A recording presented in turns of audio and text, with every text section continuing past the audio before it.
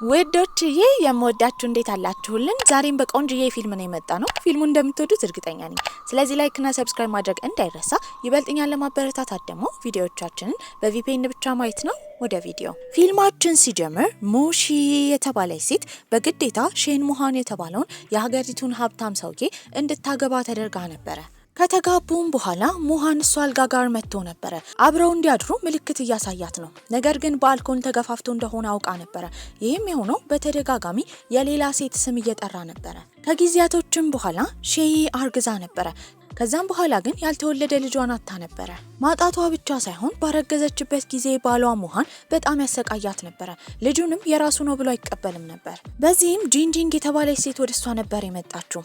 ሙሃን መውለድ እንደማይችል ይህም የሆነው በሰርጀሪ አማካኝነት መውለድ ስለማይፈልግ ተናግሮ ዶክተሮች መውለድ እንዳይችል አድርገው ስለሆነ አሁን እሷ ያረገዘችው ከሌላ ወንድ እንደሚሆንና እሱ እንደጠረጠራት በንቀት እየነገረቻት ነበረ። ቆይ ምን ፈልገሽ ነው? ለምንድን ነው እንደዚህ የምታሰቃይኝ? ያለኝን ነገር ወሰድሽ፣ አሁን ደግሞ ባሌን ልነጥቂኝ ፈልገሽ ነው? ወዲያው ጂንጂንግ መሞት እንደሚገባት ከተናገረች በኋላ ትወረውራታለች። በቀጣይ ቀን ግን ሺ ካልጓ ነበር የተነሳችው። በጣም ተደናግጣለች። ትላንትና እንደ ሞተች ያክል ተሰምቷት ነበረ። በዚህም ዛሬ የነቃችው የሰርጓ ቀን ነበረ። የሙሽራ ቀሚሷ ፊት ለፊቷ ተቀምጧል። በዚህ መሀል ግን እስከ ዛሬ ያሳለፈችውን ነገር ስለምታስታውስ አሁን ሙሃንን የማግባት ፍላጎት አልነበራትም። በዚህም በመስኮት ዘላ ከወጣች በኋላ የሄደችው ወደ እናቷ መቃብር ስፍራ ነበረ። እዛም ለእናቷ ሁሉን ነገር እየነገረቻት ነው። በመቀጠል ሙሃን ከጋርዶቹ ጋር ነበር የመጣው። ዛሬ የሰርጋቸው ቀን እንደሆነ እየነገራት ነበረ። እሷ ግን ምንም ቢሆን እሱን ማግባት እንደማትፈልግ ከሱ ጋር ጋብቻን እንዳየችውና እሱ በጣም መጥፎ ሰው እንደሆነ ነበር የነገረችው። የምታወራው ነገር ምንም አልገባውም ነበረ። ታዲያ ወዲያው ጋርዶቹ ይዘዋት እንዲመጡ ነበር ያዘዘው። ምንም ማድረግ ስለማትችል ተገዳ እሱን ለማግባት ነበር የሄደችው። ታዲያ ቬሎዋን ለብሳ አበባዋን ይዛ ወደ ባሏ እየተራመደች እያለ ግን ስታስታውስ የነበረው ሙሃን ምን ያህል አሰቃይቷት እንደነበረ ነበር። ታዲያ እሱ ጋርም ትሄዳለች። ወዲያው ግን ስልክ ተደውሎለት ነበረ። በእርግጠኝነት ከዚህ ቀደም የተፈጠረው በሰርጋቸው ቀን ጥሏት የሄደውንና እሷ ስትለምነው የነበረውን ጊዜ ስለምታስታውስ መሄድ እንደሚችል ነበር የነገረችው። እሱ ግን በአሁኑ ስልኩን ከዘጋ በኋላ አሁን ወደ ጋብቻው መመለስ እንደሚፈልግ ነበር የተናገረው። በዚህ ነገር እሷም ተገርማ ነበረ። የሙሽራዋን ቬልም ካወለቀች በኋላ እንዲሄድና ልታገባው እንደማትፈልግ ነበር የተናገረችው። ታዲያ ጣፋንታ የሚደገም መስሏት ነበረ። በአሁኑ ግን ነገሮች እየተቀየሩ ነው። የምትወዳት ሌላ ሴት አይደለች? እሷ ጋር መሄድ ትችላለህ። ለኔ ሰላም ስጠኝ። ከትንሽ ቆይታ በኋላ የሙሃን እህት የሆነች ሙሽዌ ወደ እሱ ነበር የመጣችው። ታዲያ እሷም ሺንይን ስለማትወዳት ከጂንጂንግ ጋር እንዲጋባ ጂንጂንግን ይዛ ነበር የመጣችው። ይኸውልህ እኔ ወደ አንተ ሰርግ ስመጣ የሆኑ ሰዎች እየተከተሉኝ ነበረ። ታውቃለህ አይደል? እኔ አንተን ማግባት ፈልጋለሁ። ጂንጂንግ እያስመሰለች እንደሆነ ሺ ያውቃ ነበረ። ምክንያቱም እሷ የምታውቃት ጂንጂንግ በጣም መጥፎ ሴት ነበረች። በዚህ መሀል እህትየው ጂንጂንግና ወንድሟን አንድ ላይ ለማድረግ እየሞከረች ነበረ። ይሄ ድራማ ስልችት ያላ ሺ እንዲጋቡ በመናገር ጥላ ነበር ልትሄድ የነበረው። እሱ ግን ማንንም መስማት አልፈለገም። ካቀፋት በኋላ ባልና ሚስት እንደሆኑ። ታዲያ እሱ ማንንም ሴት እንደማይፈልግ ነበር የተናገረው። የወሰዳትም ወደ ማደሪያ ክፍላቸው ነበረ። ታዲያ እሱ እየሳማት ነው። በዚህም ግን የጠየቀችው ምናልባት ብታረግዝ ምን እንደሚያደርግ ነበረ። እሱም መውለድ እንደማይችል እርግጠኛ ነበረ። እሷ ያኔ ስታስታውስ የነበረው እርጉዝ ነኝ ስትለው ምን ያህል እንደተናደደና የገፈተራትን ጊዜ ነበረ። እሱ ስለገፈተራት ነበር ልጇን ያጣችው። ታዲያ ቫሰክቶሚ ወይም በዶክተሮች አማካኝነት መውለድ እንደማይችል ምርጫው ስለሆነ መውለድ ስለማይችል እሷ እንደማገጠችበት እየተናገረ ልጁ እንዳልሆነ ያረገዘችው አሳውቀው ነበር የገፈተራት። በዛ ሰዓትም እሷ ልጇን አጣ ነበረ። እኔ የምልህ ነገር አንድ ነው። አንተን ሰርጀሪ ያደረገውን ዶክተር መጠየቅ አለብህ። ምክንያቱም በእርግጠኝነት አንተ መውለድ ትችላለህ። እንዲህ ስትለው ግራ ተጋብተው ነበረ። ታዲያ እርግጠኛ እንደሆነች ይጠይቃታል። ምክንያቱም እሱን ዶክተር ሆና ቫሴክቶሚ የተባለው ምርመራ ያደረገችለት ጂንጂንግ የምትባለው ሴት ነበረች። በቀጣይ ቀንም የሙሃን እናት የሆነችው ወይዘሮ ሼን ሺይን ለማግኘት ነበር የመጣችው። እንደመጣች ደብዳቤ ነበር የሰጠቻት። ያንን ደብዳቤ ከዚህ ቀደም በነበራት ህይወት አይታው ስለነበረ ዝም ብላ ታስቀምጠዋለች። ወይዘሮ ሼንም በንዴት ደብዳቤውን ነበር የከፈተችው። የተላከላትም ፔዚ ሼን ከሚባል ልጅ ነበረ። እሱም ቤቱን አውርሷት ነበረ። እናትየውም ይህን ስትሰማ ትናደዳለች። ያኔ ሺ ምንም አልመሰላትም ነበረ። ከፈለገች ልጇ ሙሃን በፈለገው ሰዓት እሷን መፍታት እንደሚችል ነበር የተናገረችው። ታውቂያለሽ አይደል? ዘላለም ከኔ ጋር ነው የምትኖሪው። እኔ አንቺ መፍታት አልፈልግም። ታዲያ እሷም የማይፈታት ከሆነ በየጊዜው 2 ሚሊዮን ያን እንዲሰጣት ነበር የጠየቀችው።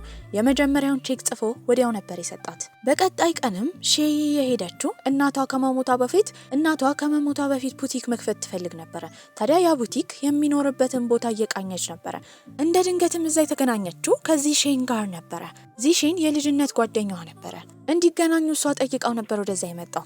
ጂ ማለት በሀገሪቷ ውስጥ የታወቀ ተዋናይ ነበር። ወዲያው ጋዜጠኞችና አድናቂዎች እያስቸገሯቸው ስለነበረ እየሮጡ ይደበቃሉ። ታዲያ ከሮጡ በኋላ እሷ ስለደከማት ከዚህ በላይ መሮጥ እንደማትፈልግ ትናገራለች። በመቀጠል ለጓደኛዋ የነገረችው ስለ አባቷና ስለ እናቷ እንዲያጣራላት ነበር። ታዲያ ምን ምክንያት እንዳላት ሲጠይቃትም ለእናቷ የሚገባትን ነገር እንዳለ ከአባቷ መንጠቅ እንደምትፈልግ እየተናገረች ነበር። ታዲያ ቡቲክን መክፈት እንደምትፈልግ በሰማበት ጊዜ ዚሼን በማንኛውም ነገር እንደሚረዳት እያሳወቃት ነበር። ታዲያ የቡቲኩን ስም ማን ማለት እንደፈለገች ይጠይቃታል። እሷም ያስታወሰችው አባቷ ሌላ ሴት ካገባ በኋላ ወርውሮ ከቤት የጣላትን ነበር። ፐርሰፍኒ ብላ ቡቲኩን መሰየም እንደምትፈልግ። ታዲያ ፐርሰፍኒ ማለት ከግሪክ 3 ጣዖቶች መካከል አንዷ እንደሆነች። ታዲያ ያ ነገር ደግሞ የሚያሳየው የስሙ ትርጉም ማንም ሰው መጥፎ ነገር ሲሰራ በቀል እንደሚገባው የሚያሳይ ስም እንደሆነ ትናገራለች። እነሱ እያወሩ የመጣው ሙሃን ነበረ። እሷ ወዲያ ያስታወሰችው በድሮ ህይወቷ ላይ ሙሃን ሲመጣ ይዟት የሚሄደው የስራ ባልደረቦቹን እንድታዝናናና ከነሱ ጋር መጠጥ እንድትጠጣ ለማድረግ ነበረ። በዚህ ሜን ስለተረዳች አብረው መሄድ አልፈለገችም ነበረ። ታዲያ እሱ ምክንያቱን ሳይነግራት ከሱ ጓደኞች ጋር ጊዜ ማሳለፍ እንደማትፈልግ ትናገራለች። ይህንን ሲሰማ ደንግጦ ነበረ። ወዲያው የሄደችው ጂሼን ጋር ነበረ። እሷ አጠገብ ከተቀመጠች በኋላ እጁን ይዛ እሱን ለቃ እንደማትሄድ ትናገራለች። ይህንን ያየው ሙሃን በማያውቀው ሁኔታ በጣም ቀንቶ ነበረ። በዚህም ይዟት ሊሄድ እጇን ሊጎትታት ሲል ግን በሌላ በኩል የያዛት ዚሼን ነበረ።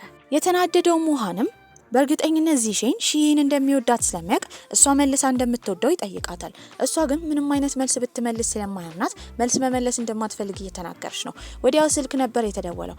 በዚህ ስልክም ሙሃን የተላከለት ሚስቱ ሺ እና ዚሼን አንድ ላይ ሲሳሳሙ የሚያሳይ ፎቶ ነበረ። በዚህም ይህንን ያሳያቸዋል። ነገር ግን ይሄ ነገር እንዳልተፈጠረ የምታውቀው ሺ በእርግጠኝነት የሆነ ሰው እንዳቀናበረ ነበር ያሰበችው። ታዲያ ዚሼንም ከዚህ ቀደም ትወና ላይ በነበረበት ጊዜ ሴትን እንደሳመ ታዲያ ሰዎች አቀናብረው ይህንን ውሸት እንደፈጠሩ ነበር የተናገረው። ታዲያ ሙሃንም ሁለቱ የሚያወሩት እውነት ከሆነ ሊያጣራ እንደሚሞክር ከተጣራ በኋላ የዚሼን ስም እንዳይጠፋ እንደሚረዳው ነበር የተናገረው። እሷንም እየጎተተ ይዟት ወጥቶ ነበረ። ታዲያ ዚሼን በቻለው መጠን ለመከተል ቢሞክር አንድ አድናቂው ፊርማ እንዲፈርምላት ስለጠየቀችው እየፈረመ ያለ አምልጠውት ነበረ።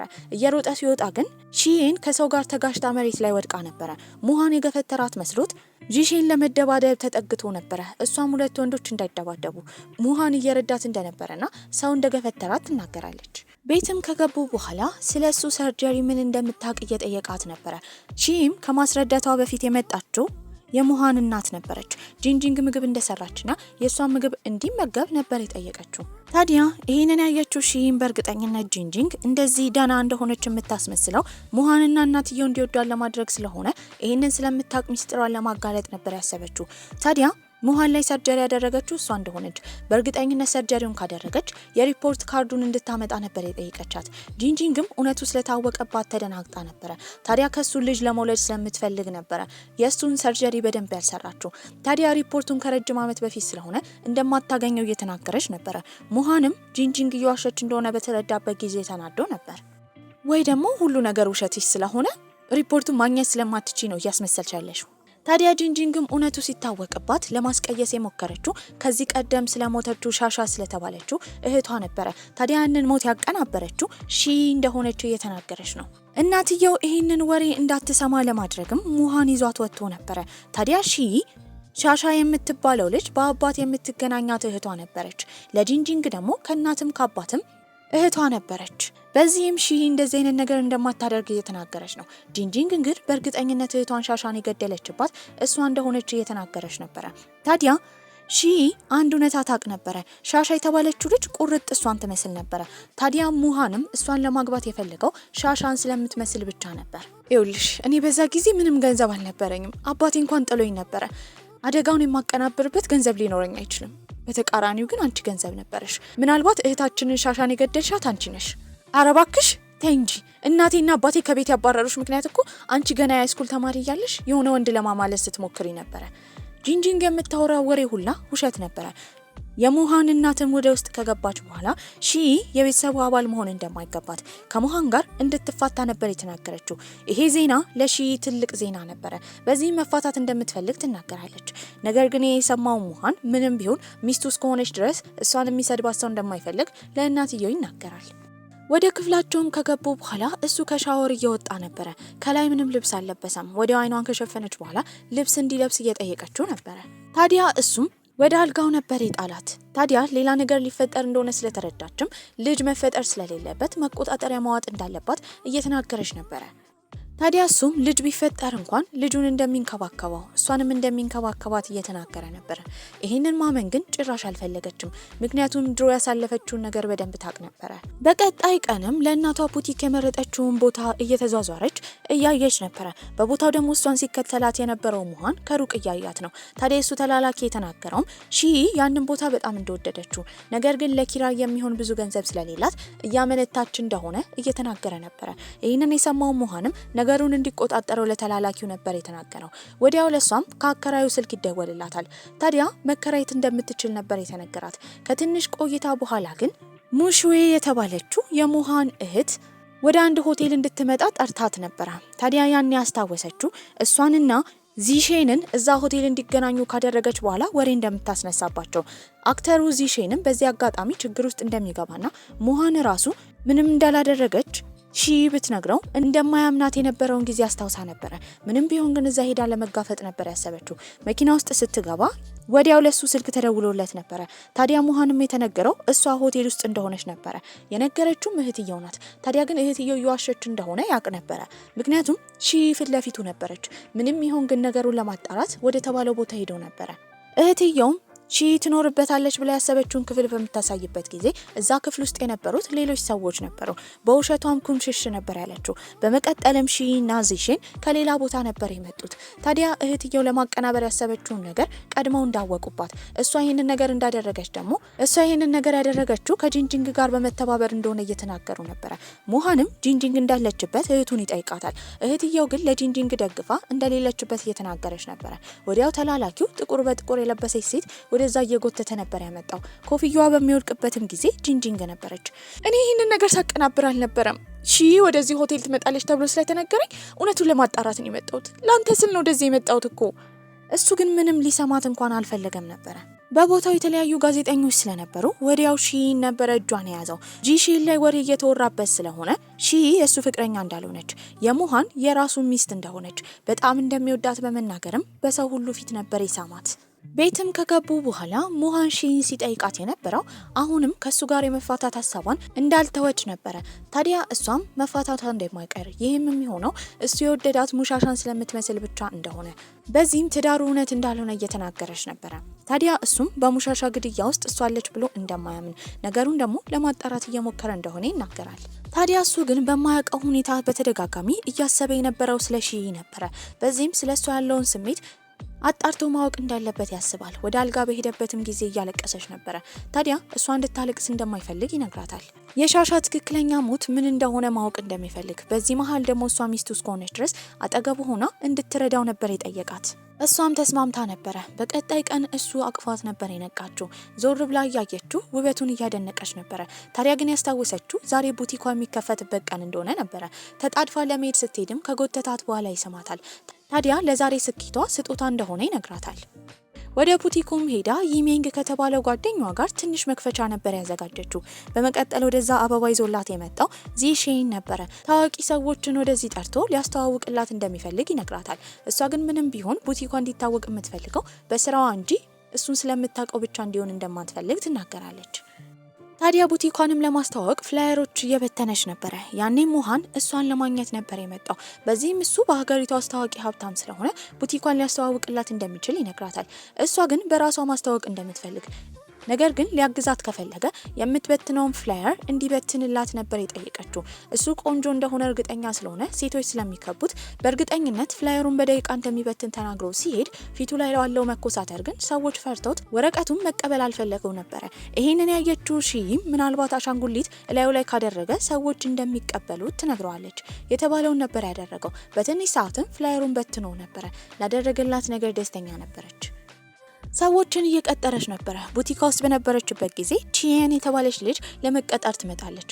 ልጅቷ በቂ ልምድ እንዳላት ስለተረዳችም ወዲያው እንደተቀጠረች ነበር የነገረቻት። ታዲያ የተለያዩ ዲዛይኖችን ከሰጠቻት በኋላ እንድታጣራ እንዲሁም ስለነዛ ዲዛይኖች መረጃ እንድትሰበስብ ነበር የነገረቻት። መክፈቻውንም በማመልከት ከጓደኞቿ ጋር ወጥታ እየጠጣች ነበረ። በዛ ጊዜ ወንዶች ሊያስቸግሯቸው እየሞከሩ ነው። አንዱ ወንድ እሷን አቅፏት ነበረ። ይህንን ያየው ሙሃንም ወደ ቦታው ከመጣ በኋላ ከሰዎቹ ጋር መደባደብ ጀመረ። ቤትም ከሄዱ በኋላ ቁስሉን ለማከም እየሞከረች ነበረ። ታዲያ ግብዝነቱ ግዙፍ እንደሆነ በዚህም እነዛን ሁሉ ወንዶች ብቻውን ለመደባደብ ለምን እንደወሰነ እየጠየቀችው ነበረ። እሱ በትክክል ቢደባደብ እንደሚጨርሳቸው እየተናገረ ነው። ታዲያ እሷን በእርግጠኝነት መደባደብና ስፖርት ላይ ጎበዝ እንደሆነ ታስታውስ ነበረ። ሃይ ስኩል ላይ ባስኬትቦል ይጫወታል። ታዲያ ሁሉም ሴቶች ከበው ያዩት ነበረ፣ እሷንም ጨምሮ። እሷን በጣም ታደንቀው ነበረ። ታዲያ ባስኬትቦሉን ጨርሶ ወደ ክፍሉ በሚሄድበት ጊዜ ምግብና መጠጥ ነበር ያገኘው። ሁሉ ጊዜ ምግብና መጠጡ የምታዘጋጅለት፣ ልብሱ ሲቆሽሽ የምታጥብለት ተማሪ ነበረች። ማንነቷን ግን አያውቅም። እንደ አጋጣሚ ሆኖ በመስኮት በሚያይበት ጊዜ ሻሻ በዛ መንገድ እያለፈች ነበረ። በዚህም ተከትሏት ስለሰጠችው ምግብ እያመሰገናት ነበረ። ታዲያ ያንን ምግብና መጠጥ እሷ ባታስቀምጥም በጣም ስለምትወደው ግን እሷ እንደሆነች ተናግራ ነበረ። ከዛ ጊዜ ጀምሮ ነበረ ሻሻን የወደዳት። ይህንን ታሪክ የሰማችው ሺ ያኔ ልብሱን የምታጥብለትም ሆነ ምግብ ታዘጋጅለት እሷ ነበረች። ታዲያ በውስጧ ከመጀመሪያ ጊዜ ጀምሮ የወደደው እሷን እንደሆነ ተረድታ ነበረ። ታዲያ የሆነ ጊዜ ላይ ግን ያ ዩኒፎርም ጠፍቶ ነበረ። የሰረቀችው ጂንጂንግ ነበረች። ምክንያቱም ሻሻ እህቷና ሙሃን ሲቀራረቡ ከመቅናቷ የተነሳ ነበረ። በቀጣይ ቀን ለረጅም ሰዓት ዲዛይን አድርጋ ድክም ብሏት ነበረ።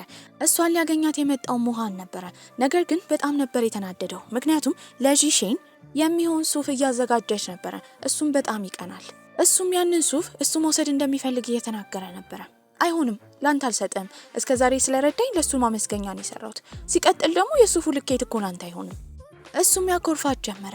ታዲያ እሷም በጊዜው ለሱ ሱፍ እንደምትሰራለት ትነግረዋለች። በቀጣይ ቀንም እሷ ተጣድፋ ወደ ስራ ነበር ሄደችው። ያየቻት የሙሃን እናትም ሙሃንን ቀድማ ከጠራችሁ በኋላ ጂንጂንግ ለራት እዚህ እንድትመጣ እንዲጋብዛትና በግብዣውም እንዲገኝ ነበር የነገራችሁ። እሱ ግን ቢዚ ስለሆነ እንደማይመጣ ይናገራል። ሺም ወደ ቡቲኳ በሄደችበት ጊዜ እዛ ያገኘቻት ጂንጂንግ ነበረ። ጂንጂንግ እቃዎችን ለመከፋፈት እየሞከረች ነው። በዚህ ነገር የተናደደችው ሺ ደግማ እዚህ እንዳትመጣ ነበር የነገረቻት። ታዲያ ግን ጂንጂንግ ቡቲኳን ለማበላሸት ትልቅ ሀሳብ ሰንቃ ነበር ወደዛ የመጣችው። ከዛ ከወጣች በኋላ ጓደኞቿን ጠርታ ቦታው ብዙ ዘበኞች እንዲኖሩ እንዲያደርጉ፣ ያለ ፍቃዷ ደግሞ ማንም ሰው ወደ ክፍሏ እንዳይገባ ነበር ያስጠነቀቀችው። ይህን ከሰማች በኋላ ቺየን ቶሎ ብላ ተደብቃ የደወለችው ለሙሃን ነበረ። ጂንጂንግ እሷን ለማግኘት ቢሮ ድረስ እንደመጣች ትናገራለች። ጂንጂንግ እዛ በነበረችበት ጊዜ በቅርቡ ሺ ዲዛይን ያደረገቻቸውን ፎቶዎች እንዳለ አንስታ ለእናቷ ወይዘሮ ጉ ነበር የሰጠቻት። ወይዘሮ ጉ በተመሳሳይ ሁኔታ የምትሰራው ፋሽን ላይ ነበረ። በዚህም በእርግጠኝነት የሷን ቡቲክ ለማዘጋትና ዲዛይኗን ለመስረቅ ተባብረው እየሰሩ ነበር። በቀጣይ ቀንም በእነሱ አማካኝነት በጣም የታወቀች ሴት ወደ ቡቲኩ ትመጣለች።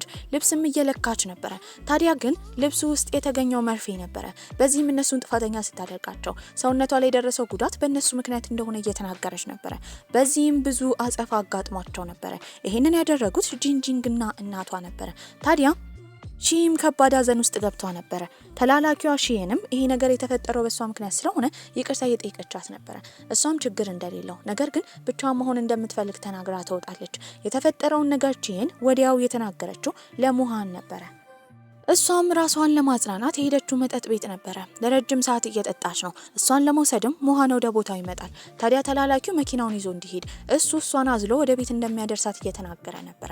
ታዲያ አዝሏት ብዙ ነገር እየቀባጠረች ነው። ታዲያ እሱም እየሳቀ ነበረ። በመቀጠልም ግን ያስታወሰችው ስለ እህቷ ስለ ሞተችው እህቷ ነበረ።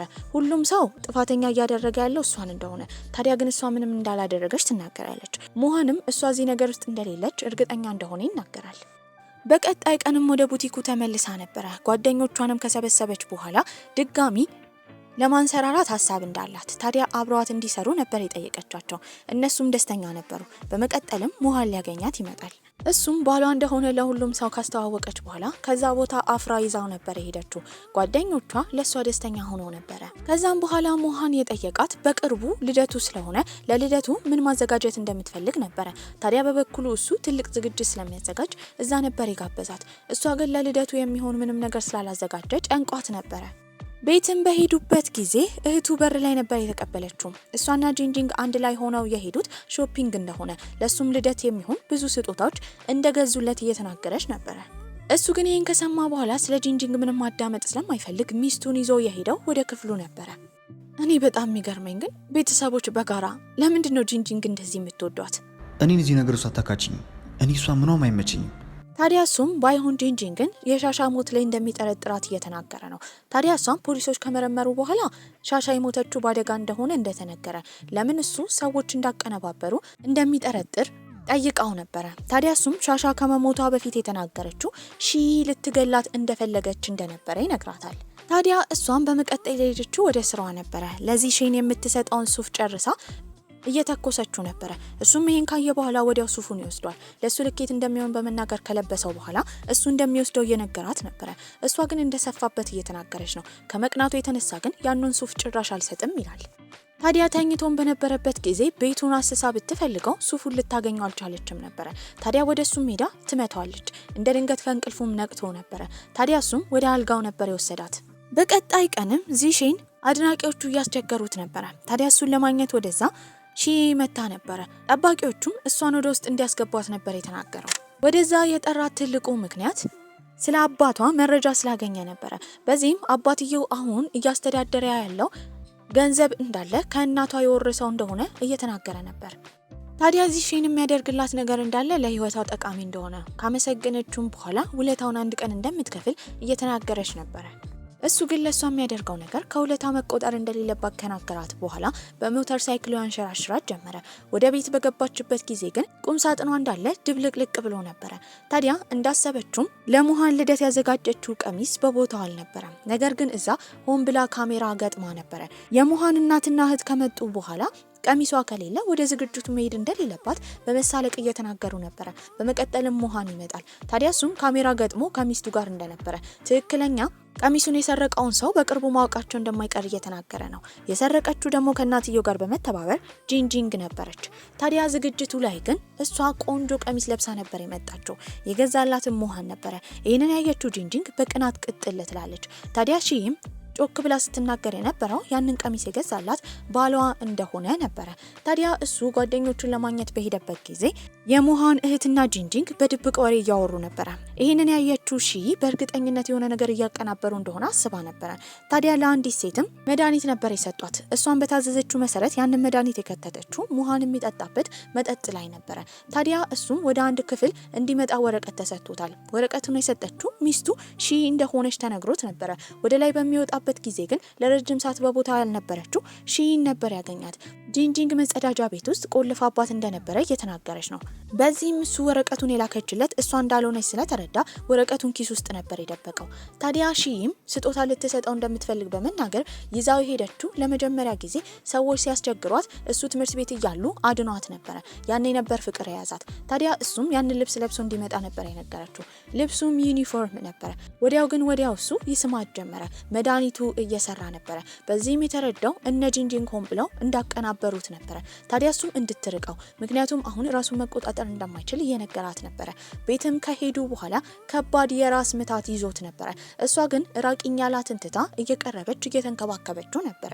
በሌላ በኩል ጂንጂንግ ደግሞ ራሷን ያገኘችው ከሌላ ወንድ ጋር ተኝታ ነበረ። ልጁ ሙሃንን የሚመስል ነገር ነበረው። እንደተታለለች ስትረዳም በጣም አዝና ነበረ። በቀጣይ ጊዜም የሷ ቡቲክ ታዋቂ እንዲሆንላት ብሎ ዚሼን አንድ ቦታ እንድትመጣ ነግሯት ነበረ። ወደዛ ዝግጅት ትሄዳለች። በጣም ፈርታ ነበረ፣ ምክንያቱም ሙሃን እዛ እንደሚኖር እርግጠኛ ነበረች። ሁለቱን አንድ ላይ ሲያያቸው የተናደደው ሙሃንም ለምን እዚህ እንደመጣች ይጠይቃታል። እሷም ስለ ቡቲኳ ለማስተዋወቅ እንደሆነ ተናግራ ነበረ። በመቀጠል የመጣችው የሱ እህት ነበረች። እህትየው እንደመጣች እየሰደበቻት ነበረ። ምናልባት እና ዚሼን ግንኙነት ይኖራቸዋል ብላ እንደጠረጠረች እየተናገረች ነው። እሷ በምትጮህበት ጊዜ ዚሼን ደግሞ ዝም እንድትል እየነገራት ነበረ። ሁለቱ ሲጨቃጨቁ ሙሃን ሚስቱን ይዞ ከዛ ቦታ ይሄዳል። ታዲያ እሷንም ሲጠይቃት የነበረው ለምን እንደመጣች ነበረ። እሷም ቡቲኳን ለማስተዋወቅ ዚሼን ከረጅም ጊዜ ጀምሮ ጋብዛት እንደነበረና ለዛ እንደሆነ ትናገራለች። ታዲያ እሱም ድብቅ አላማዋ እሱም ማስቀናት እንዳልሆነ በተረዳበት ጊዜ ደስ ብሎት ነበረ። ሁለቱ አንድ ላይ እንደሆኑ ያየው ዚሼንም ከሩቅ ሆኖ እየቀና ነበረ። ታዲያ አጠገቡ እህትየው ቁጭ ብላ ነበረ። ወዲያው የመጡት ወደዛ ጋዜጠኞች ነበሩ። ሁለቱ ግንኙነት እንዳላቸው ዚሼን እየተጠየቀ ነበረ። ታዲያ በእርግጠኝነት የሙሃን እህት ታዋቂ መሆን ስለምትፈልግ እሷ መልሱን እንድትመልስ በመናገር ከዛ ቦታ ነበር ሄደው። ዝግጅቱ ማብቅቶ ነበረ። ሙሃን ሚስቱን ይዞ እየሄደ ነበረ። በመስኮት ፊት ለፊት ግን ዚሼን እያያቸው እንደሆነ ባወቀበት ጊዜ እሱን ለማናደድ ይስማታል። ዚሼንም በጣም አዝኖ ነበረ። እህትየው መታ ወንድሟ የት እንደሄደ ትጠይቃለች። ታዲያ ሙሃንና ሺ አንድ ላይ ከዚህ ቦታ እንደሄዱ ነበር የተናገረው። እህትየው ብቻዋን ወደ ቤት መሄዷ ስለማይቀር ብቻዋን እንዳትሄድ ለማድረግ ጃኬቱን ካለበሳት በኋላ ወደ ቤት እንደሚያደርሳት ዚሼን ይናገራል። በቀጣይ ቀንም አብረው ምግብ እየተመገቡ እያለ ግን በጣም ከፍቶት ነበረ። ምክንያቱም ከሱ ይልቅ ዚሼንን እርዳታ መጠየቋ አስቀንቶት ነበር። ታውቂያለሽ አይደል? ባልሽ ነኝ። ላንቺ ምንም ነገር አደርጋለሁ። የምትፈልጊው ነገር ካለ እኔን ከመጠየቅ ወደ ኋላ እንዳትይ። ታዲያ ከትንሽ ቆይታ በኋላ እሱ ይዟት ሄደው ወደ ድሮ ትምህርት ቤታቸው ነበረ። ስለ ድሮ እያስታወሱ እየተዝናኑ እያወሩ ነበረ። ታዲያ ቁጭ ብለውም እሱ ታሪኩን ይናገር ጀመረ። ሻሻ በጣም ስትረዳው እንደነበረ፣ ሁሌ ምግብ እንደምታመጣለት፣ ልብሱንም እንደምታጥብለት እየተናገረ ነው። በአሁኑ ግን ዝም ማለት ስላልፈለገች ያንን ሁሉ የምታደርገው ሺ ራሷ እንደሆነች ነበር የነገረችው። እሱም ይህን በሰማበት ጊዜ በጣም ይቅርታ ይጠይቃታል። ያኔ በመስኮቱ ስታልፍ የነበረችው ሻሻ ስለነበረች ጠርጥሮ ሻሻን እንደቀረባት እየተናገረ ነበረ።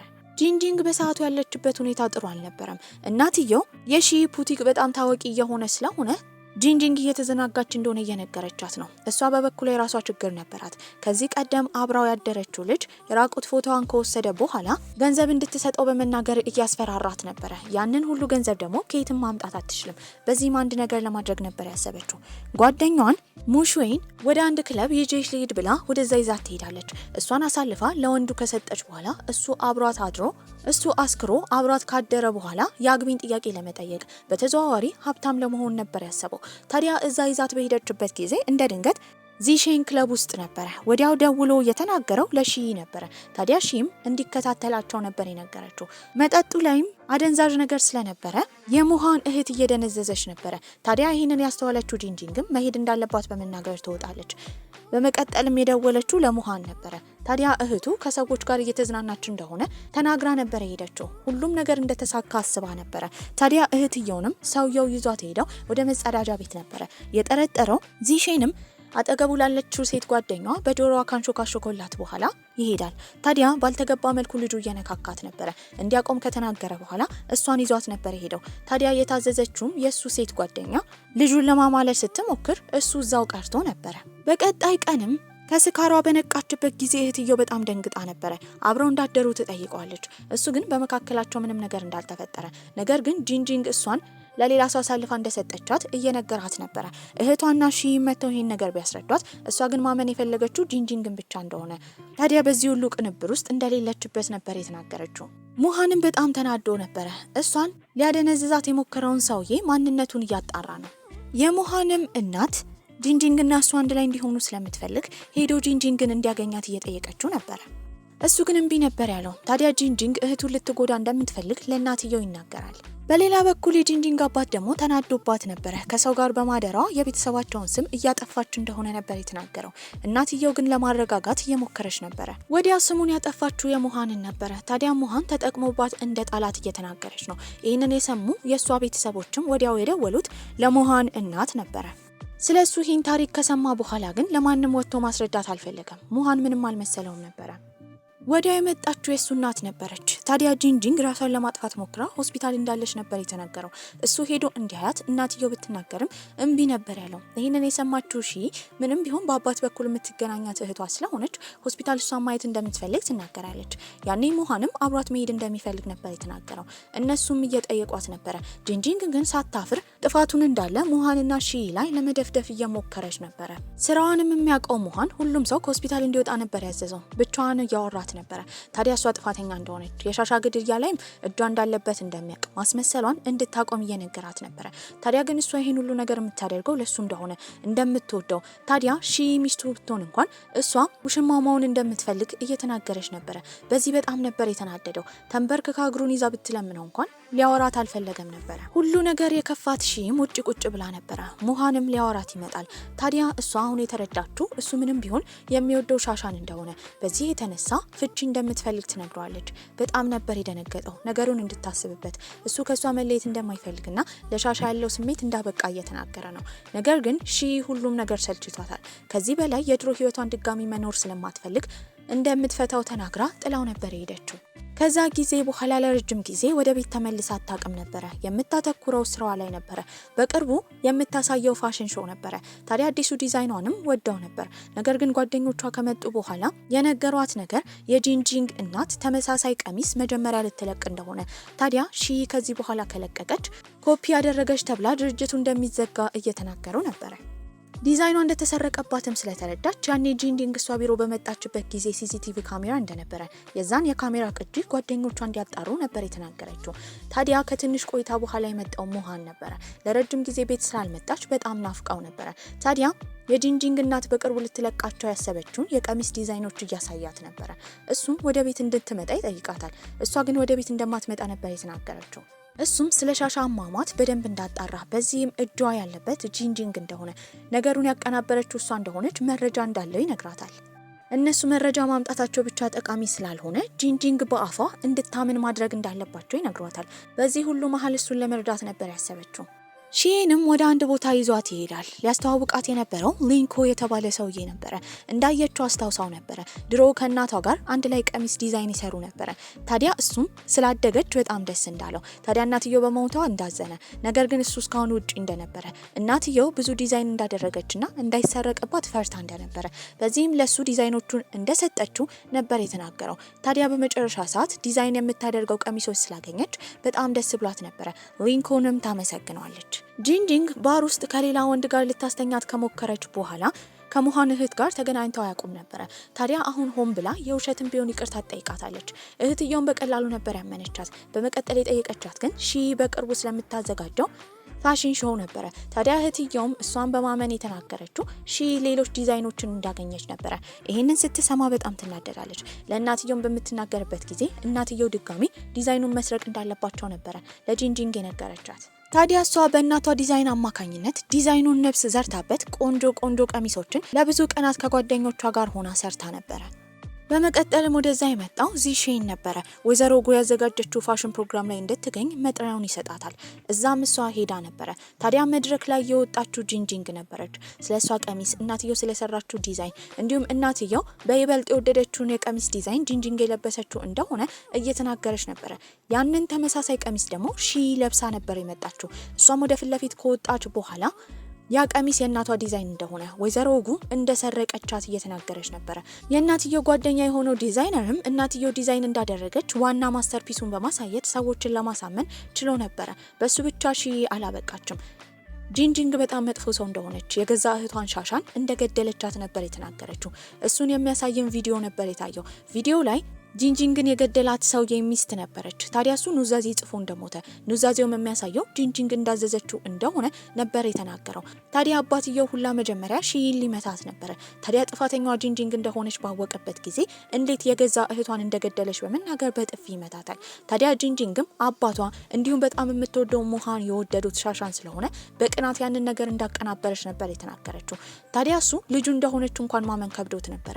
አብሯት የነበረው ወንድ ሆን ብሎ ደግሞ የተናገረው ነገር እሱ ዲኤንኤ እንዲያሰራ ያዘዘው ደግሞ ሙሃን እንደሆነ፣ በዚህም ጂንጂንግ የአባትየው ልጅ እንዳልሆነች ነበር የተናገረው። ባይሆን ሻሻና የሚመሳሰሉበት ምክንያት የአባትየው ልጅ ስለሆኑ እንደሆነ ነበር የተነገረው። በዚህም አባትየው በጣም ይናደዳል። እናትየውም ለልጇ እንዲራራላት ለማድረግ አስባ ነበረ። እውነቱ ስለታወቀ ግን ኩምሽሽ ትላለች። ታዲያ ጂንጂንግን በጣም አዝና ነበረ። በቀጣይ ጊዜም ሊኮን የተባለው የእናትየው ጓደኛ ፋሽን ሾው ለመታደም ወደ ሌላ ሀገር ሊሄድ ነበረ። ነገር ግን እንደ አባት በጉዞዋ ሁሉ እሱ እንደሚረዳት ነበር የነገራት። እሱም ከሄደ በኋላ እሱን ወደዚህ ያመጣላት ጂሼን ስለሆነ ታመሰግነዋለች። ታዲያ ግን እሱ ማመስገን ያለባት ሙሃንን እንደሆነ በድብቅ እስከዛሬ ሲረዳት እንደነበረ ይነግራታል። ታዲያ እሷ ሙሃንን ለማግኘት ነበር ሄደችው። ላደረገላት ነገር እንዳለ ታመሰግነዋለች። ታዲያ ግን እሱ በማዘን የጠየቃት አሁንም እሱ መፍታት እንደምትፈልግ ነበረ። ታዲያ እሷም እሱ ልትፈታው እንደምትፈልግ፣ ነፃነቷ እንደሚያስፈልጋት፣ እሱ ሻሻን እንደሚወድ እንዳወቀችበት ነበር የተናገረችው። ታዲያ ግን እሷን እንደሚወዳት በማዘን እየተናገረ ነው። ወዲያው ጉንጩን ትስመዋለች። ይህንን ያደረገችው መልሱን ለማየት እንደሆነና እየቀለደች እንደሆነ ነበር የነገረችው። ታዲያ እሱም እስከዛሬ ያባከኑትን ጊዜ እንዳለ እንደ አዲስ ለማደስና እሷን እንደ ንግስት ለማኖር ቃል ይገባል። ታዲያ እነዚህ ፍቅረኛሞች ስለ ፍቅራቸው ስለ ወደፊታቸው እያሰቡ ይሄ ፊልማችን እዚህ ላይ አብቅቷል። ደህና ቆዩልኝ።